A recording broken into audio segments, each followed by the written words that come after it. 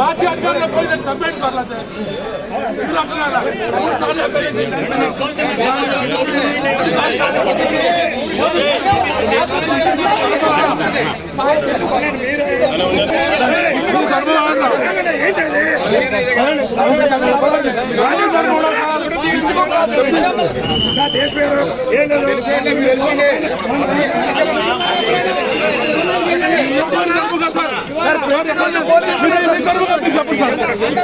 ఇంటికి వచ్చి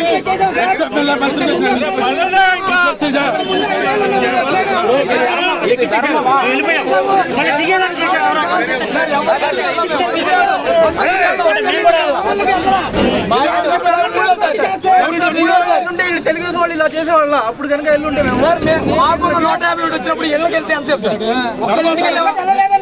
కార్యకర్త ఇంటికి ఆలోచించండి ఎమ్మెల్యే చేసిన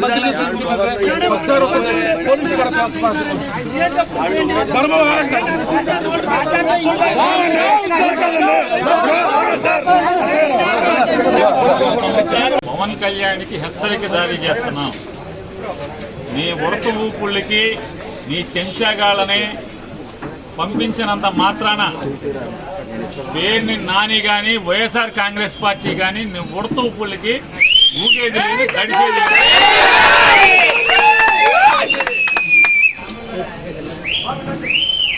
రాజకీయాల్లోకి సినిమా నటుడై 4 డ్యాన్స్లు వేసి నువ్వు వచ్చి నీ ఇష్టానుసారం ఎవరిని పడితే వాళ్ళని నోటుకొచ్చినట్టు మాట్లాడచ్చు.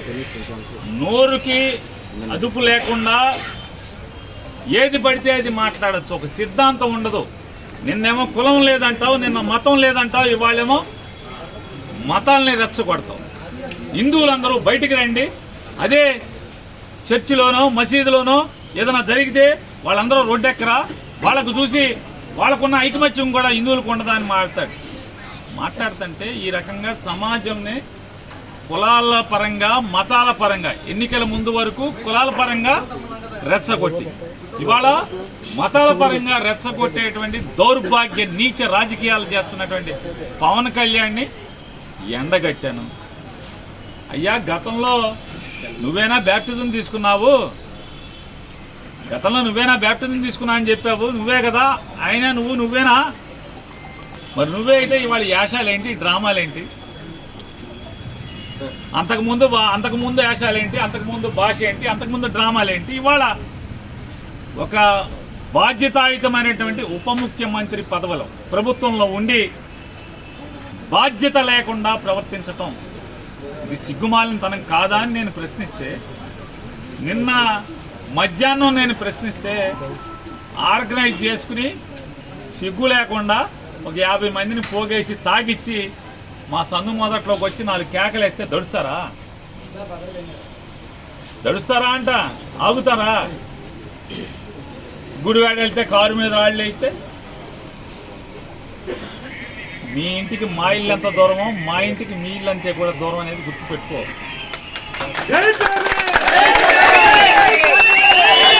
రెచ్చగొట్టి ఆర్గనైజ్ చేసి తాగిచ్చి తాగుబోతుల్ని కిరాయి రౌడీల్ని మా సందు మొదట్లో కూర్చోబెట్టి 4 అరుపులు అరిస్తే నువ్వు వాళ్ళు డౌన్ నాని అంటే ఈ మా వాళ్ళందరూ కూడా 400-500 మంది, నీ దగ్గర 50 మంది ఉంటే వాళ్ళు 400-500 మంది చేరారు, డౌన్ పవన్ కళ్యాణ్ అన్నారు.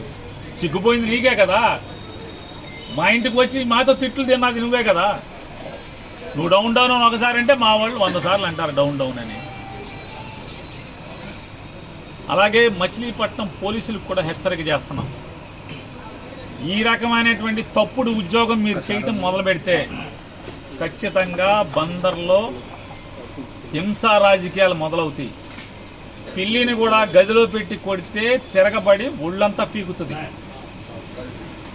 మేము శాంతి కాముకులమే అవ్వచ్చు, అయినంత మాత్రాన ఈ రకంగా ఇళ్ల మీదకి రౌడీల్ని, కిరాయి మనుషుల్ని, తాగుబోతుల్ని తాగిచ్చి పంపించే పరిస్థితి వస్తే నీకు 50 మంది ఉంటే మా దగ్గర 100,000 సంఖ్యలో ఉంటారు. ఈ రకమైనటువంటి సంస్కృతే మీరు పెంచి పోషించి 50 మందిని తీసుకొచ్చి మీరు వెనకాలే పరిగెత్తుకొచ్చి వాళ్ళని పంపించి వెనకాలే మీరు పరిగెత్తుకొచ్చి వాళ్ళనేమి మేము కొట్టకుండా మీరు కాపాడినంత మాత్రాన్ని ఎన్నాళ్ళు జరుగుతుంది ఇది? మీరు పోలీసులు కనుక కాకి ఉద్యోగం చేయకపోతే బందర్లో ఏం జరిగేది జరుగుతుంది, దడవాల్సిన పని లేదు. ఏమవుద్ది అంటున్నా? తప్పుడు రాజకీయాలు కట్టిపెట్టమని చెప్పి పవన్ కళ్యాణ్కి హెచ్చరిక జారీ చేస్తాను. దడిచేవాళ్ళేడు ఖచ్చితంగా నీ తప్పుడు రాజకీయాలని, నీ డ్రామాలని, రాజకీయ డ్రామాలని, మొన్నటిదాకా కులం ఏంటి మతం ఏంటి అని చెప్పి మాట్లాడినవాడు ఇవాళ కాషాయ బట్టలు. కులం అయిపోయింది, కాషాయ బట్టలు. దేనికి కాషాయ బట్టలు? ఎవరిని మోసాలు? కాషాయ బట్టలు ఏంటి, దాని పేరు ఏంటండి, దేని కింద చెప్పులేంటి, రాజకీయాలేంటి? ఈ సినిమా షూటింగ్లో మళ్ళీ ఈ కాషాయ బట్టలు పీకేసి లోపలేమో అమ్మాయిలతో డ్యాన్స్ చేసి షూటింగ్ చేసి రావడం ఏంటి? ఎవడు కొట్టాడు ఇవన్నీ కూడా? ఎవరు కొట్టారన్న? నిజంగా లడ్డూలో నిజంగా మలినాలు తప్పు జరుగుంటే ఈనాళ్ళు ఈ డ్రామాలు ఎందుకు మీరు అంటున్నా? మీ ప్రభుత్వం ఉండగానే కదా నూనె వచ్చింది, ఆ నెయ్యి వచ్చింది. ఆ నెయ్యి వస్తే మీ ప్రభుత్వంలోనే మీరెందుకు స్వామివారిని కళంకిత ప్రసాదాన్ని తయారు చేయించారు? మీదే కదా. తప్పుడు రాజకీయాలు చేస్తూ, కుల రాజకీయాలు, మత రాజకీయాలు చేస్తూ, సంఘంలో విద్వేషాలని ఈ రకంగా రెచ్చగొడుతూ పాపం మూట కట్టుకుంటున్నారు మీరు. ఇట్లాంటివి చేస్తే ఆగుతామా? బెదిరింపులు, ఇంటి ముందు దిష్టి బొమ్మ తీసుకొస్తే నేను కాషాయ బట్టలు వేసి 100 దిష్టి బొమ్మలు తగలబెడుతున్నాను. ఇది సునకానందం. ఏ దిష్టి బొమ్మ తగలెడితే పవన్ కళ్యాణ్ తగలడిపోతాడేంటి? అది పేరు నాని దిష్టి బొమ్మ తగలెడితే పేరు నాని తగలడిపోతాడా? వ్యక్తిత్వాన్ని మెయింటైన్ చేయాలి.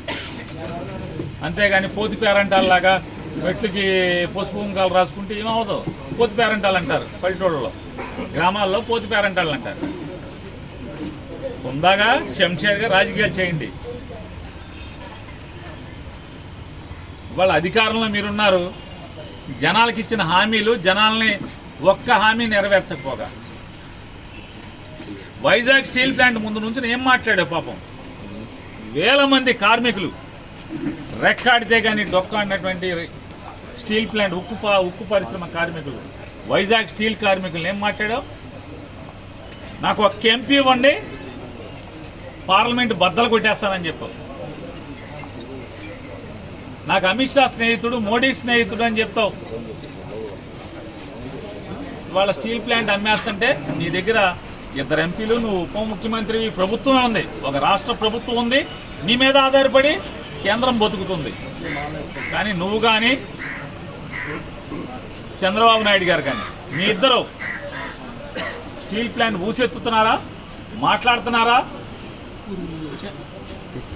ఆటికి చేసుకోండి ప్రాయశ్చిత్తాలు. పాపాలు చేశారు కదా, స్టీల్ ప్లాంట్ కాపాడుతానని సొల్లు కబుర్లు చెప్పారు కదా, ఆటికి ప్రాయశ్చిత్తం చేసుకోండి. లేదా ప్రజలకి హామీలు ఇచ్చారు, హామీలకి ప్రాయశ్చిత్తం చేసుకోండి. 100 రోజులు అయిపోయింది, మీరు వచ్చి 4 మాసాలు, 120 రోజులు అయిపోతుంది. 100 రోజులు మీరు అధికారంలో కులుగుతూ, పవన్ కళ్యాణ్ గారు ఎన్నికల ముందు చెప్పారు, నేను గెలిచిన 24 గంటల్లో సుగాలి ప్రీతి చావు మీద, లేదా అమ్మాయి కనపడట్లేదో, చచ్చిపోయిందో, అమ్మాయి మనిషి కనపడతలేదు, ఎఫ్ఐఆర్ కేసు కట్టిస్తానన్నారు. 100 రోజులైంది, ఏది సుగాలి ప్రీతి కేసు ఏమైంది? 2014 నుంచి 19 మధ్య చంద్రబాబు నాయుడు గారి యొక్క ప్రభుత్వంలో 2017లో సుగాలి ప్రీతి మాయమైతే, ఆ అమ్మాయి అదృశ్యమైతే, ఆ తల్లి ఆ రోజు 2017లో నీ ప్రభుత్వం ఉన్నప్పుడు అదృశ్యమైతే కన్నీరు మున్నీరుగా రోధిస్తుంటే, జగన్మోహన్ రెడ్డి గారు ప్రభుత్వం ఉన్నప్పుడు డ్రామాలు చేసి ఎన్నికల్లో సుగాలి ప్రీతి కేసు ఎఫ్ఐఆర్ కట్టిస్తానని చెప్పిన పవన్ కళ్యాణ్ గారు ఉప ముఖ్యమంత్రి, సుగాలి ప్రీతి కేసు ఏమైంది? 30,000 మంది ఆడపిల్లల్ని ఇంటికి తెస్తా అన్నారు. ఏ ఆడపిల్లని తీసుకొచ్చి ఎవరికి అప్పచెప్పారు? ఎన్నికల ముందు మాట్లాడారు కదా, జగన్మోహన్ రెడ్డి గారి ప్రభుత్వంలో 30,000 మంది ఆడపిల్లలు మిస్ అయిపోయారని. నేను వస్తే వాళ్ళందరినీ ఇంటికి తీసుకొస్తాను. 100 రోజులైన దాటినా కూడా మీకు ఆడపిల్లలు మేము దృష్టి కలగట్లేదా? ఆ రోజు మాటలు కనపడతలేదా? ఏంటంటే మీ తప్పుల్ని మీ పాపాలని మీ మోసాలని ప్రశ్నిస్తూనే ఉంటాం. మీ చిల్లరగాళ్లతో చెంచాగాళ్లతో తాగబోయించి మా ఇంటి ముందుకి నా దిష్టి బొమ్మ తీసుకొచ్చో, లేకపోతే డౌన్లు కొట్టిస్తేనో, లేకపోతే గుడివాడలో నా కారు మీద రాళ్ళు వేయిస్తేనో తగ్గేది లేదు, ఆగేది లేదు. పవన్ కళ్యాణ్ గారికి గట్టి నీ చేతన అయితే, చిత్తశుద్ధి ఉంటే, నికార్సైన రాజకీయ నాయకుడు అయితే మంచిగా పరిపాలన చేయి. ప్రజలకు ఇచ్చిన మాటలు ఏమిచ్చారో ఆ మాటలు నిలబెట్టుకోండి, హామీలు నిలబెట్టండి, స్టీల్ ప్లాంట్ని కాపాడండి, రైల్వే జోన్ తీసుకురండి. ఇట్లాంటి బోళ్ళని చేయండి. ఎన్నికల్లో బోళ్ళని హామీలు ఇచ్చారు. ఊరూరికి, మా ఊరికి కూడా ఇచ్చారు. బందర్ పోర్టు అమ్మకానికి పెట్టారని చెప్పి ఊరు వాడ అల్లరల్ల మోతకే ఉంది. బందర్ పోర్టు తప్పబడిపోయింది, పని చేయట్లా, పని జరగట్లా, దాన్ని అమ్మకానికి పెట్టారు.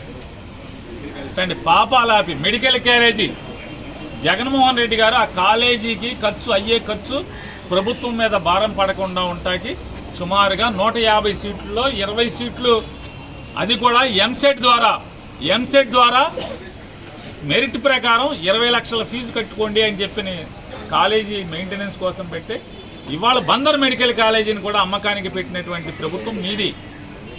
అంటే ఒక ప్రభుత్వ మెడికల్ కాలేజీని ప్రైవేట్ వాళ్ళకి అమ్మకానికి పెట్టి ఆ రోజు జగన్ గారు 20 లక్షల ఫీజు కట్టండి అంటే మీరు అంటే ఆ రోజు ఆక్షేపణగా మాట్లాడిన మీరు ఇవాళ 150 సీట్లలో 75 సీట్లు అమ్మకానికి పెట్టి, అంటే 2 కోట్లకి 3 కోట్లకి అమ్మకానికి పెట్టేలాగా ఒక ప్రైవేటు వ్యక్తులకి కాలేజీని బేరం పెట్టినటువంటి మీ ప్రభుత్వం. వాటిని సరిదిద్దండి, అట్లాంటి తప్పులు సరిదిద్దుకోండి. అంతేగాని లడ్డూలో ఏమీ లేకపోయినా కూడా తప్పుడు మాటలు. నెయ్యి అందుకున్నది మీ ప్రభుత్వం, నెయ్యిలో కలవలేదని మీ ఆఫీసర్ చెప్తాడు, కలిసిందని చంద్రబాబు చెప్తాడు, నువ్వు చెప్తావు, కలవలేదని చంద్రబాబు గారు కొడుకు చెప్తాడు, కలిసిందనేమో మీ ఆర్థిక మంత్రి చెప్తాడు. మరి మీరు ముఖ్యమంత్రిగా బాధ్యతలు తీసుకున్నాక మీరేసిన మీ సంతకం ద్వారా వచ్చిన ఈవో, జేఈఓ వీళ్ళందరూ ఉండంగా, మీ పాలకవర్గం ఉండంగా, మీ ప్రభుత్వం ఉండంగా నెయ్యి అందుకున్నది మీరు అంటే తప్పుడు నెయ్యిని లడ్డులో కలిపి ప్రసాదం పెట్టేశామని మీ మంత్రులే మాట్లాడతారు. ఒకడు కలపలేదు అంటాడు. ఇట్లాంటి దేవుడితో దుర్మార్గమైనటువంటి నీచ రాజకీయాలు చేసే కంటే కూడా ప్రజలకి మంచి చేసి మంచి అనిపించుకోమని హితవు పలుకుతాం.